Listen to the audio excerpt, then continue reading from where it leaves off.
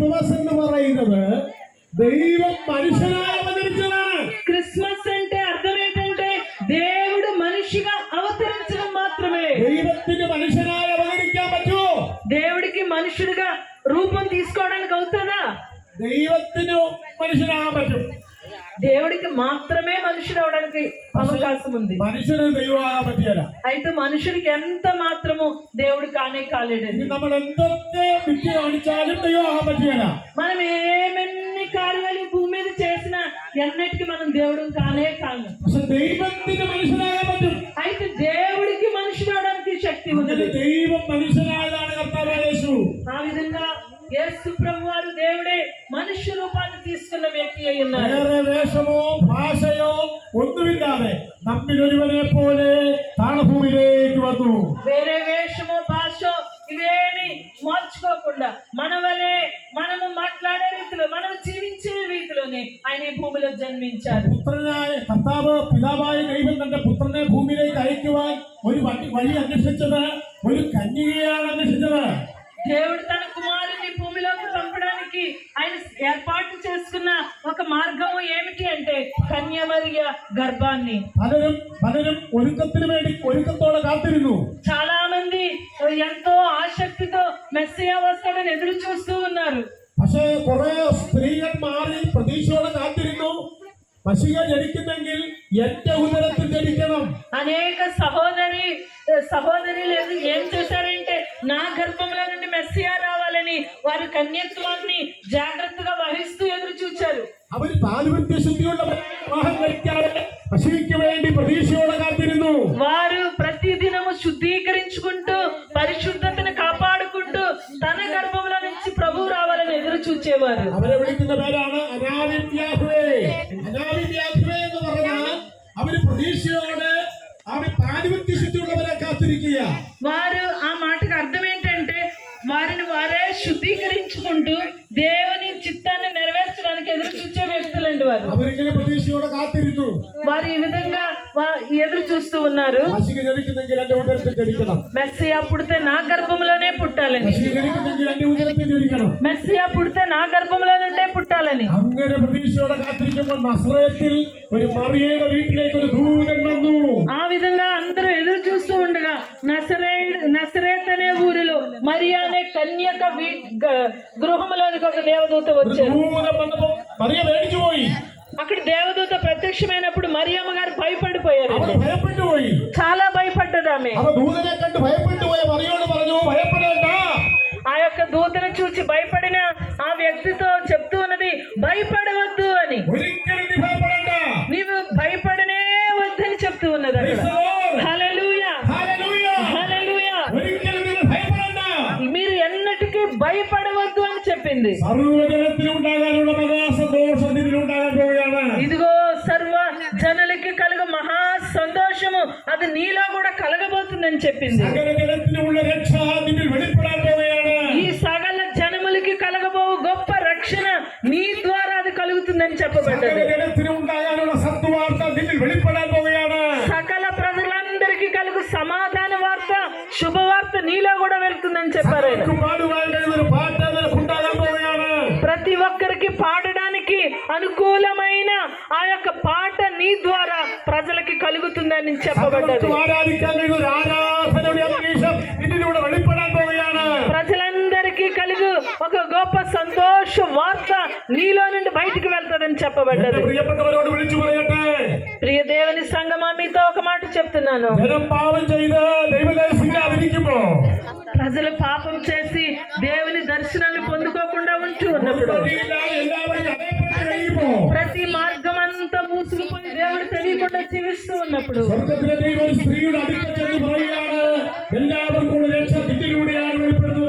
ఆ ఒక సహోదరి దగ్గరికి దేవుని దూత పంపబడి చెప్తూ ఉన్నాడు నీ ద్వారా సకల జనులకి ఇదిగో రక్షణ కలగబోతుందని. హల్లెలూయా హల్లెలూయా.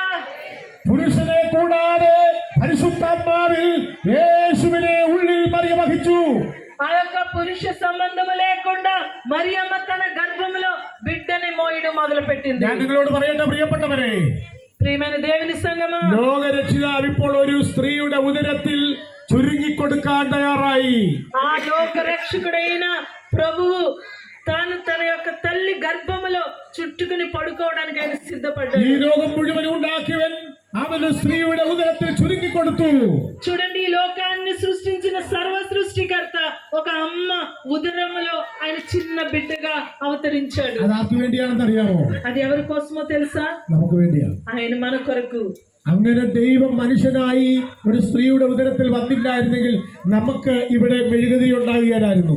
ఆ విధంగా ప్రభువు ఆ కన్యక గర్భంలోనికి రాకపోయినట్లయితే ఇక్కడ ఈ రోజున మనము క్రొవ్వొత్తులు നമുക്ക് ഇങ്ങനെ ഒരു പന്തലും ഇങ്ങനെ ഒരു പാട്ടിന്റെ ആവശ്യം ഇല്ലായിരുന്നു. మనము ఈ విధంగా ఈ యొక్క టెంట్ వేసి మనమందరం ఇక్కడ కూర్చోమండి. ലോകം മുഴുവൻ ഒരുപോലെ വിളിച്ചു പറയുന്നു, ദൈവം മനുഷ്യനായി അവതരിച്ചു, അതാണ് കർത്താവായ യേശു.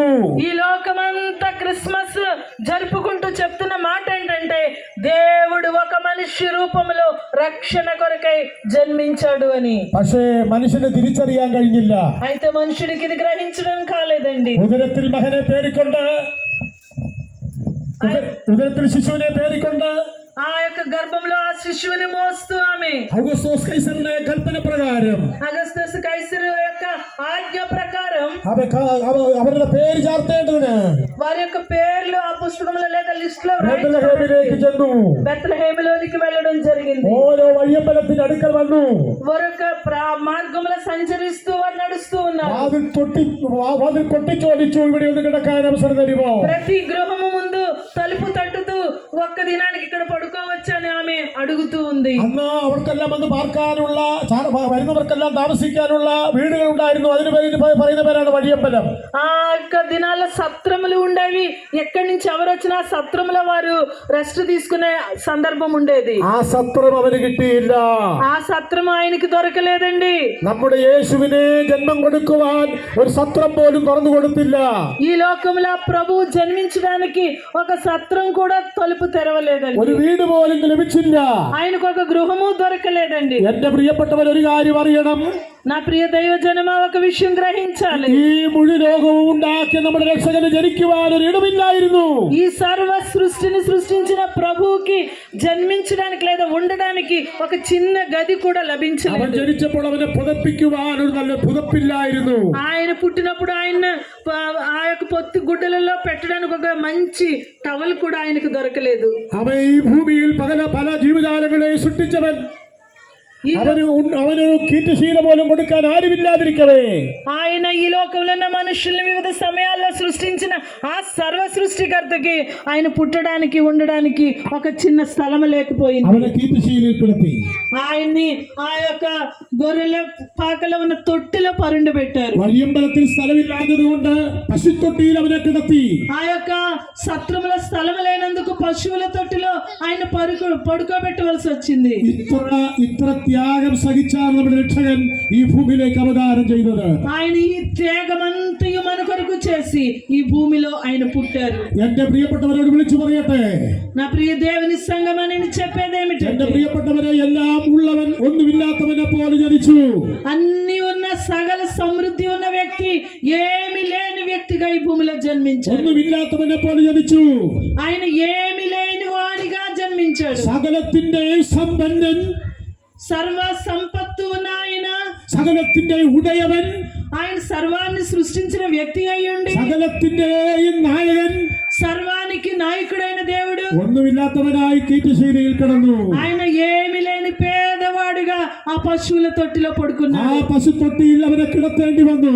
ఆయన ఆ పశువుల తొట్టిలో పడుకోవలసి వచ్చింది. എന്റെ പ്രിയപ്പെട്ടവരോട് ആത്മാവി വിളിച്ചു പറയാം, నా యొక్క దేవుని బిడ్డలారా, నేను చెప్పేది ఏమిటంటే നമ്മുടെ രക്ഷകൻ ഒന്നുമില്ലാത്തവനെ പോലെ താണ് ഭൂമിയിലേക്ക് വന്നു. ఆయన ఏమి లేని వాని పేదవానిగా ఈ భూమిలోనికి వచ్చాడు. എന്തിനാണെന്നറിയാമോ അവൻ ദരിദ്രനായി തീർന്നത്? ఆయన ఎందుకు ఈ దరిద్రుడిగా అవతరించాడో తెలిసిన നമ്മെ സമ്പന്നരാക്കാൻ, మనల్ని సంపన్నత లేదా సమృద్ధి ఉన్నవారుగా తయారు చేయడానికి, നമ്മെ അനുഗ്രഹിക്കാൻ, మనల్ని అనుగ్రహించడానికండి, നമ്മെ ഉന്നതരാക്കാൻ, మనల్ని ఉన్నతమైన వారుగా చేయడానికి ഒന്നുമില്ലാത്തവനെ പോലെ തിരിയവതാരം ചെയ്തു. ఆయన ఏమి లేని వానిగా దరిద్రునిగా ఈ భూమిలో జన్మించాడు. ഹല്ലേലൂയ, హల్లెలూయా, ഹല്ലേലൂയ.